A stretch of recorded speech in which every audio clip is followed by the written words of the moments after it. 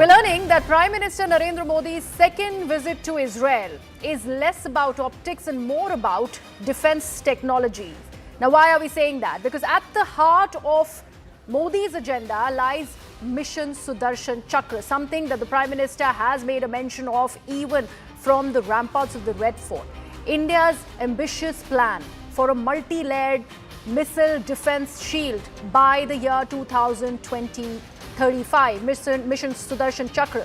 With Pakistan and China expanding their arsenals, India now sees Israel's proven systems like the Iron Dome, like the David Sling and Arrow as valuable lessons for India, and that is what it chooses to take from Israel. Israel, we're told, may even share cutting-edge laser defense technology, also the Iron Beam, which promises cheaper intercepts against drones and also rockets. So all of this is part of this strategic visit of the Prime Ministers to Israel.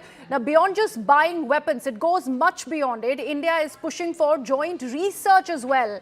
Co-production, remember, Sudarshan Chakra majorly remains indigenous, so co-production and technology transfer from Israel aligning with its Make in India vision. And that's something that we'd like to highlight as far as this defense cooperation is concerned. We are continuing to talk about how this is going to be a major impetus as far as the defense cooperation between the two nations is concerned. And we already know how Israel has been a core strategic supplier of defense arsenal for India, particularly between the years 2020 and 2024. And in fact, to expand that further, this is going to be a very important visit of Prime Minister Narendra Modi. In fact, let me now take this across to my colleague Aman Sharma, who's joining us on the broadcast. Aman, this is what we are learning. To expand this entire Mission Sudarshan Chakra, these multi-pronged air defense system that India is looking at having and it reaching fruition in 2035, this visit of the Prime Ministers to Israel becomes very, very important as far as that account is concerned.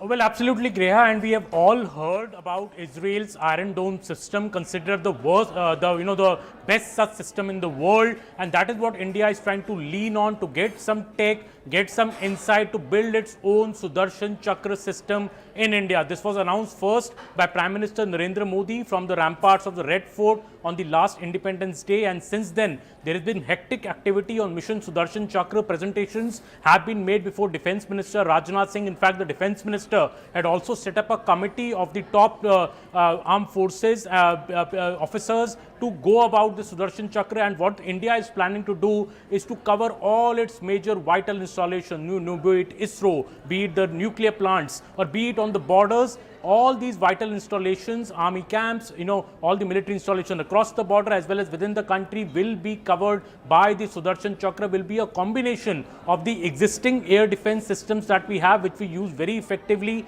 during Operation Sindoor to bring down all these drones that were sent across the border by Pakistan, and also building new technologies. And we borrow these ideas from Israel, which has executed this very well in the last many years. But the point here is that India wants it to be a completely indigenous system. The Sudarshan Chakra of India will be completely indigenous, but yes, we are open to getting some transfer of technology from Israel, studying the Iron Dome system, what best can we incorporate from there. This is one of the points that is said to be on the agenda of Prime Minister Narendra Modi when he is in Israel, and he lands in a few hours from now. The Iron Dome, as I was saying, and Sudarshan Chakra being the topmost on India's priority. It's a very expensive project as well, and obviously it will be executed in phases with the most critical areas of security and our most critical assets being given the first priority. But this is what India is planning to complete by 2035. The Prime Minister has fixed a target and the government is fast moving on it. Right, absolutely. Aman, do stay on with us. We also have Anand now joining us, and a special guest on the broadcast joins us, Lieutenant General S. Harimohan Iyer. But before I go to Lieutenant General Iyer, Anand, your quick perspective on how this will continue to remain a Make in India push, and that is what the Prime Minister has also highlighted, and that's why a lot of emphasis has been given to co-production and technology transfer. Good afternoon, Greha, and good afternoon to Aman and General Iyer, and to our viewers. What stood out at Op Sindoor compared to the 12-day war is that some of Iran's ballistic missiles, they were able to break through the Iron Dome and land in various parts of the, Tel Aviv and also other parts of Israel. So the Iron Dome itself needed to be perfected. But what that allowed Bharat to understand, compare that to the graded integrated defense system which Bharat had unleashed, not a single rocket or a missile landed at its intended target. Even the drones were neutralized. So that is something which got the world to sit up and take notice that Russian equipment, Israeli defense systems, French aircraft, and also American gear, all of this procured from different and Swedish guns, so all procured from different manufacturers, etc. How could they be integrated, and how could Bharat build a system which would have a graded response system which is still evolving? We still have got a lot of gaps to fill, and that's why the Sudarshan Chakra is not yet perfected. The Sudarshan Chakra is the integrated graded response system which would allow Bharat to protect its borders across air, land and sea attacks. And this is a work in process, and like Aman was saying, we are running against time because there is a deadline that's been set by the Prime Minister himself.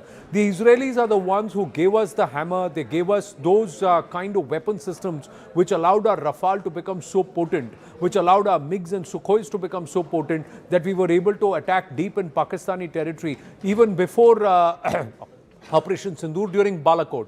So the Israelis, because they are in a constant state of trying to defend their territory while attack the enemy and its proxies, have been able to think like that and able to defend, build a certain kind of systems which work in our favor.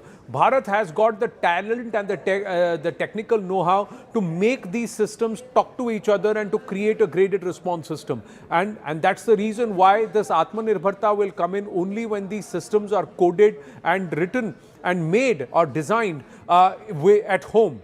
And that's another difficult part. If you were to see, many of the enemy nations which ridiculed Sanskrit today are actually starting to learn Sanskrit. It's because all the code is written in Sanskrit. So to decode the encryption, they are trying to learn Sanskrit. So these are all little things that we need to be aware of, and that's something which we're going to work with the Israelis. One of the key areas where there is a big hole to fill is that I should not need to use my S-400s for a J-15. We should have something in between which would be far more cost effective than a 4 crore missile or